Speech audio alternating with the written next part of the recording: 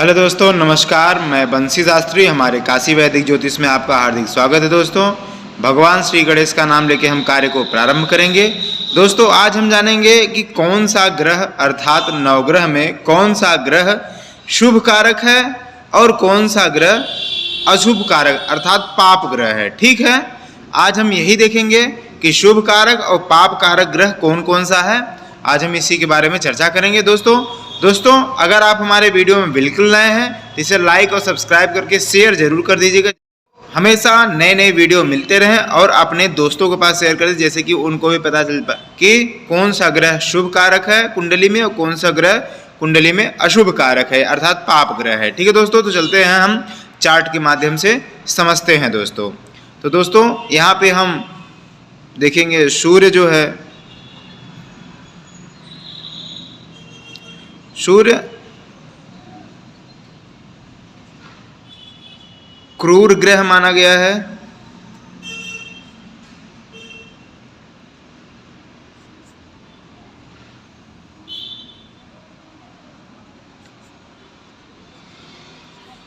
और जो सूर्य है वो क्रूर ग्रह माना गया है। चंद्र जो है शुभ ग्रह माना गया है।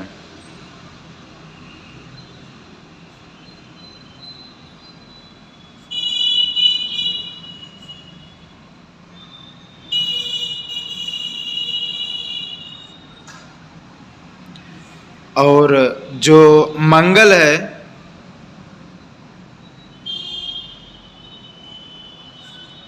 वो भी क्रूर ग्रह है।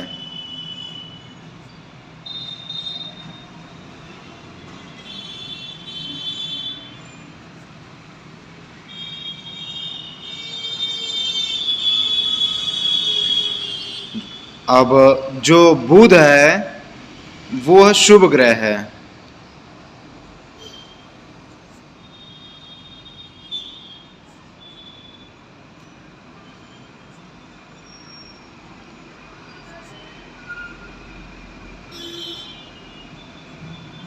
थोड़ा सा इसको आगे कर लेते हैं। हाँ, जो बुध है वो शुभ ग्रह माना गया है और जो गुरु है वो भी शुभ है। गुरु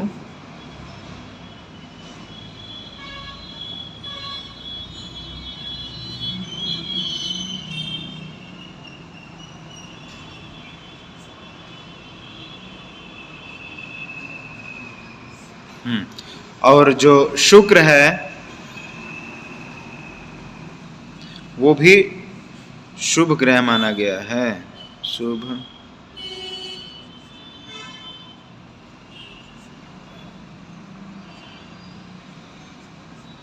और जो शनि ग्रह है ये पाप ग्रह में आता है।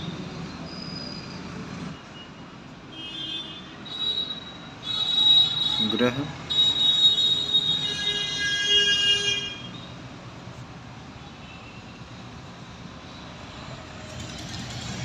पाप ग्रह माना गया है शनि। और जो राहु है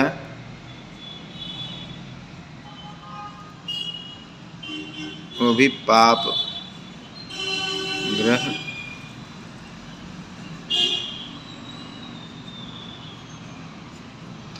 और जो केतु है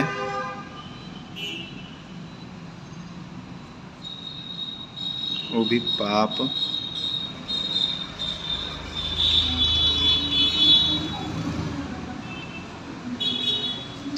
अर्थात सूर्य ग्रह है ये क्रूर ग्रह, अर्थात एक कहते हैं ना कि सूर्य का प्रकाश इतना तगड़ा है, इतना तेज है कि वो किसी पे पड़ जाता है तो वो अपनी प्रकाश की तेज के कारण दूसरे का जो तेज होता है वो खत्म कर देता है। ठीक है, ये सूर्य का प्रभाव है। और जो चंद्र है वो सौम्य है, उसमें इतना प्रकाश नहीं, वो सौम्य प्रकाश देता है। तो जिसके साथ बैठता है वो कहीं वो इसका कोई विरोधी नहीं है, चंद्र का कोई विरोधी नहीं है, इसीलिए जो है ये शुभ ग्रह माना जाता है। ठीक है, आप देखते हैं कुंडली में जहाँ पे चंद्र बैठता है वहाँ पे उसकी राशि बना देती है। ठीक है, अगर चंद्र मान लीजिए 1 नंबर में बैठ गया तो मेष राशि, अगर मान लो 12 नंबर में बैठ गया तो मीन राशि। ऐसे ही नंबर वाइज जिस के साथ यहाँ पे जिस ग्रह के साथ, जैसे मान लीजिए 1 नंबर, 2 नंबर, 3 नंबर, 4 नंबर, 5, 6, 7, 8 और 9। ये देखिए 9 ग्रह हो गए ना, 9 ग्रह हो गए। तो अब जो चंद्र होता है वो इन नंबर में कहीं भी बैठ जाएंगे, इन नंबर के सामने जो भी ग्रह लिखा हुआ है वो उसका राशि हो जाएगा। ठीक है दोस्तों, तो मतलब ये राशि नहीं हो जाएगा, ये राशि हो जाएगा। ये नंबर वाला इस नंबर पे जो भी राशि पड़ता है वो उसका राशि हो जाएगा। इसीलिए जो है चंद्र को शुभ माना गया है और चंद्र किसी का विरोधी नहीं है। ठीक है दोस्तों, अब जो है मंगल है, मंगल में भी तेज है मंगल कि जिसके साथ बैठता है, मान लीजिए शुभ कारक में बैठ गया तो अच्छा हो गया, नहीं तो ये क्रूर ग्रह है ही। तो बुध जो है, बुध भी बहुत ही शुभ ग्रह है, क्योंकि ये जिसके साथ बैठता है और जो मतलब जब मान लीजिए 1 नंबर के साथ बैठेगा तो जो प्रभाव 1 नंबर का रहेगा वो वैसा प्रभाव बुध अपना कर देगा। मतलब ये जहाँ पे बैठेगा, कुंडली में जिस जगह बैठेगा उसका प्रभाव ये अपना प्रभाव नहीं देगा, जिसके साथ बैठेगा उसी के साथ मिलके उसी का प्रभाव, अर्थात शुभ के साथ शुभ और अशुभ के साथ अशुभ का प्रभाव। ठीक है दोस्तों, गुरु भी बहुत ही शुभ ग्रह है, ये भी बहुत अच्छा वो है, कुंडली में बहुत शुभ कारक है। जिसके साथ बैठ जाते हैं तो कहीं ना कहीं उसका जो है पढ़ाई में या फिर व्यापार में बहुत अच्छा उन्नति दे देते हैं। शुक्र भी बहुत अच्छा ग्रह है, जिसके साथ बैठ जाते हैं उसका जो है नॉलेज बढ़ा देते हैं और खोजने की क्षमता बढ़ा देते हैं, और तो और व्यापार में बहुत ही उन्नति के कारक होते हैं। अगर नौकरी में बैठ गए, नौकरी पेशा में बैठ गए तो नौकरी में बहुत ही उन्नति देते हैं दोस्तों। धन, वैभव, लक्ष्मी सब प्रदान करते हैं। शनि जो है पाप ग्रह है, राहु और केतु जो है पाप ग्रह है। ये सब कहीं भी बैठ जाते हैं कुंडली में, वहाँ पे बहुत ही अनिष्टकारी योग बनने लगते हैं। कहीं कहीं जो है शनि अगर बैठ जाता है तो बहुत ही शुभ हो जाता है, कहीं कहीं राहु बैठ जाता है तो शुभ होता है, कहीं कहीं केतु बैठ जाता है तो शुभ होता है। ठीक है दोस्तों, तो अपना अपना परिणाम कुंडली का होता है, ये कुंडली के हिसाब से हम एनालिसिस कर सकते हैं। दोस्तों, जो शनि होता है वो पाप ग्रह भले ही माना जाता है, पाप ग्रह में इसकी गणना जरूर होती है, लेकिन अगर कुंडली में ये सही जगह पे शनि महाराज बैठ जाते हैं तो उसको जो है इतना फल प्रदान करते हैं नौकरी व्यापार में, और तो और मान लीजिए कि सरकारी नौकरी के बहुत ही योग्य कारक हैं। अगर ये कुंडली में शुभ जगह बैठ गए तो ये जान लीजिए कि अपना परिणाम बहुत ही उत्तम देते हैं। इसके लिए इन्हें न्याय का कारक बताया गया है दोस्तों। ये न्याय करते हैं और भले ही इनका गणना पाप ग्रह में आता है लेकिन ये बहुत अच्छा फल भी देते हैं।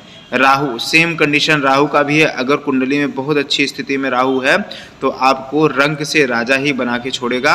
वही परिणाम केतु का भी है। भले ये पाप गणना, ये तीनों जो है पाप में इनकी गणना होती है, लेकिन अगर ये कुंडली में बहुत ही सुंदरकारी योग बना रहे हैं और अच्छे स्थिति में बैठे हैं तो व्यक्ति जो है अपने जीवन में कभी पीछे मुड़ के नहीं देखता। ये ग्रह का इतना परिणाम है, 3 ग्रह का, कि जीवन में बहुत ही उन्नति प्रदान कर देते हैं। ठीक है दोस्तों, इन सब से मेरा तो मानना ये है, हालांकि मेरी गणना है जहाँ तक कि इन सब ग्रह से उत्तम ग्रह ये तीनों ग्रह माने। इतना तेज है इनमें कि ये जब अपनी कुंडली की दशा में, शुभ कारक दशा में बैठ जाते हैं, कुंडली की शुभ स्थिति में रहते हैं, तो ये उसी हिसाब से परिणाम देते हैं जिस हिसाब से पाप स्थिति में परिणाम देते हैं दोस्तों। ठीक है, तो अगर ये शुभ कारक में बैठ गए हैं तो परिणाम इसका इतना उत्तम होता है, इतना उत्तम होता है कि वो जाके कहीं ना कहीं बहुत ही शुभ कारक परिणाम देते हैं और व्यक्ति जो है बहुत ही उन्नति के रास्ते पे चला जाता है। उससे धन और समृद्धि का कोई सोचने की, कोई विचार करने की कोई ज़रूरत ही नहीं रहती। तो दोस्तों, अगर आप हमारे वीडियो में बिल्कुल नए हैं तो इसे लाइक और सब्सक्राइब करके शेयर ज़रूर कर दीजिएगा, जैसे कि आपको ऐसे ही नोटिफिकेशन मिलता रहे और आप जो है हमारी वीडियो को ऐसे ही देखते रहे। और जो आपको नहीं समझ में आए वो हमें पूछ लीजिए दोस्तों। थोड़ी सी समय हमारे पास कम होता है, फिर भी हम वीडियो आपको देते रहते हैं। आप देखते हैं वीडियो, तभी जो है हमें इसका महत्व मिलता है कि हाँ कोई देख रहा है, तभी हम वीडियो बनाते हैं दोस्तों। तो दोस्तों, आज का वीडियो यहीं तक, और सभी ग्रहों के बारे में आप जान लिए हैं। हालांकि ये जो चीज़ें हैं ये कुंडली में बहुत ही योग्य कारक है, इसे आपको जानना बहुत जरूरी है दोस्तों। तो दोस्तों धन्यवाद, आपका दिन शुभ हो। राधे राधे।